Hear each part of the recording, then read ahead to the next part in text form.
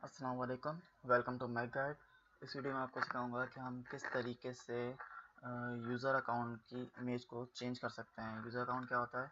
यहाँ पे जो हमारे पास यूज़र क्रिएट होता है और उसकी जो यहाँ पे एक इमेज आ रही होती है, इस इमेज को हम किस तरह से चेंज कर सकते हैं। अगर हमें इस इमेज को चेंज करना है तो सबसे पहले हम स्टार्ट मेन्यू में जाएंगे। स्टार्ट मेन्यू में जाने के बाद इस आइकन पे क्लिक करेंगे। जैसे हम इस आइकन पे क्लिक करेंगे हमारे पास यहाँ पे यूज़र अकाउंट ओपन हो जाएगा और यहाँ पे आप देख रहे हैं कि चेंज योर पिक्चर का ऑप्शन है। इसको हम सेलेक्ट करते हैं। अब बाय डिफ़ॉल्ट यहाँ पे जो इमेजेस आ रही हैं, आप इनमें से कोई सी भी इमेज को सिलेक्ट कर सकते हैं। फॉर एग्जांपल कि मैं इस विंडो इसको नहीं ये इमेज सेलेक्ट करता हूँ और चेंज पिक्चर।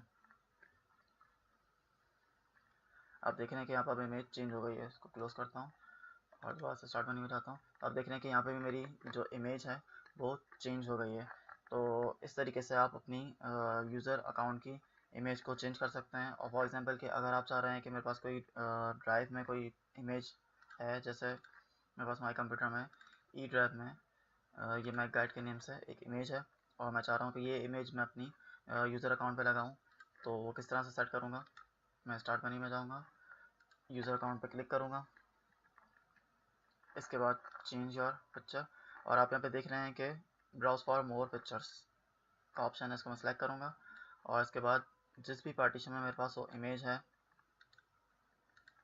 ई ड्राइव है मैक गाइड के नाम से है, इसको मैं सेलेक्ट करूँगा, ओपन।